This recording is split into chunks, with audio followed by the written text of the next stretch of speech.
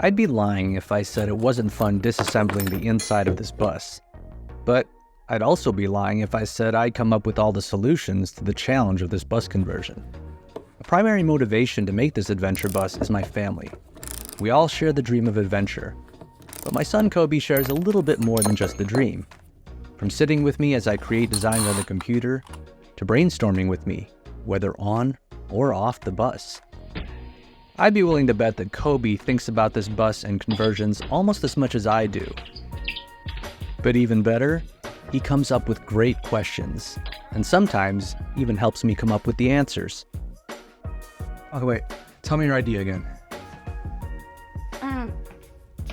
We could put a wall here and take these windows and leave these ones and those ones, and like that can all stay.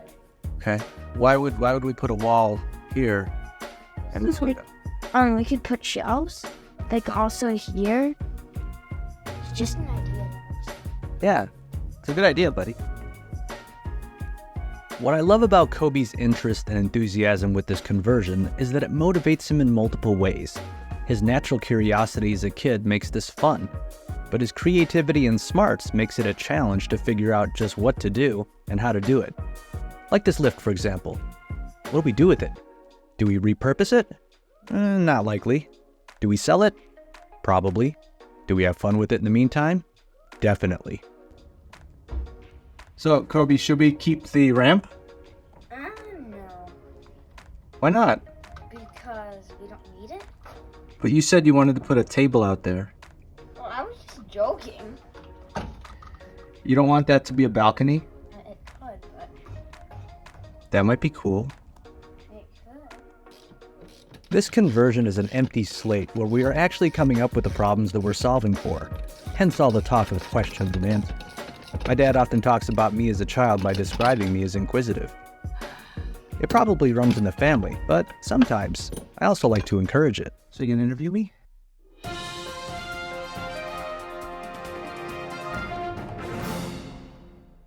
Yeah. What questions do you want to ask? Because people are going to be watching this and they're going to go, what does Kobe want to know? Well, I already asked you all my questions. I know, but for the audience at home, I'm sure they might have the same questions as you. Are we going to use the emergency exit as a hole for the air conditioning? That's a good question. So show everyone the emergency exit. So what you need is typically an air conditioning unit that's mounted on the ceiling, which is mounted through the roof. Are we going to use that for the air conditioning? My answer is no. The emergency exit has a purpose. If this bus tips over, the only way for us to get out would be with the emergency exit. And if we replace that with a air conditioning unit, we can't get out. But what about if we use the windows? The emergency exit windows. Okay, so for example, Pop off. right now, if this bus tipped over, right? And I'm like this. I'm standing, right? I'm standing up because the bus is tipped over. That's the ground. That's the ceiling. That's the side. I can walk there. I can obviously walk here, but I can't reach that emergency window. You could reach this window in the back. I have to jump. Yeah, but we're going to have a bed there. We're going to have the fridge, all this stuff. Imagine all the stuff tips over, then we're not going to be able to get to that maybe. But this will be there. Nothing should be covering that. So I should literally be able to walk over there, push that open, and we all crawl out that way. Make sense? Yeah.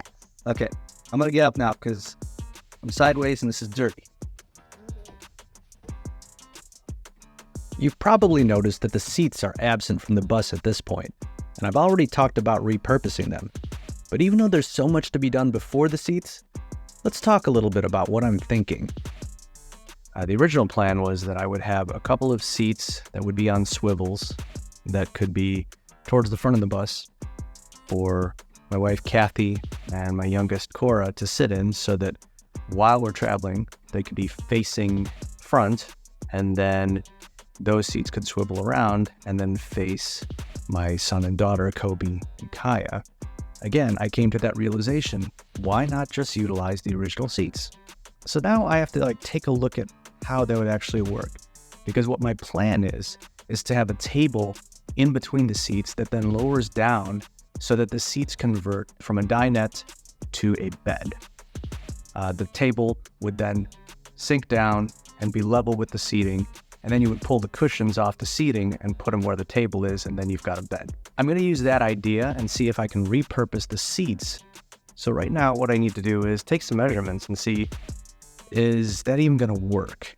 Also, an issue I ran into was that when you look at the seats, they're not that pretty. In fact, the blue retirement community, old school style of the seats isn't so much in line with the aesthetic that we want to go for. So what I'm looking into is the possibility of other options and how I'm going to treat these seats so that they don't look so fugly. Went to Costco and I saw these really cool seat covers, and I thought, well, let's see if we can make these work, because they're about $30 per pair. That's far less than $750 per seat. So here's a very unstable staged prototype of the setup of what one of the seating areas would look like. We've got a pair of seats facing another pair of seats. While this is a totally radical and beautiful pattern, I don't think it quite matches the style that we're going to be going for ultimately when we redo the inside of this place. So let's see if seat covers will work. Okay, so I don't love it, but I don't really hate it. I think it could work. I had to pop off these stupid little head handle rest things, but if we do that and we go and do some clever stapling work to really make this be taut, then this could actually be a pretty decent solution instead of spending $750 to have each seat reupholstered.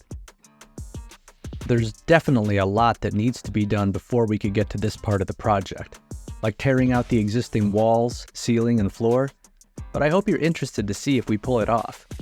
Please be sure to show your support by liking this video, subscribing to the Vanfluence channel, and turning on notifications.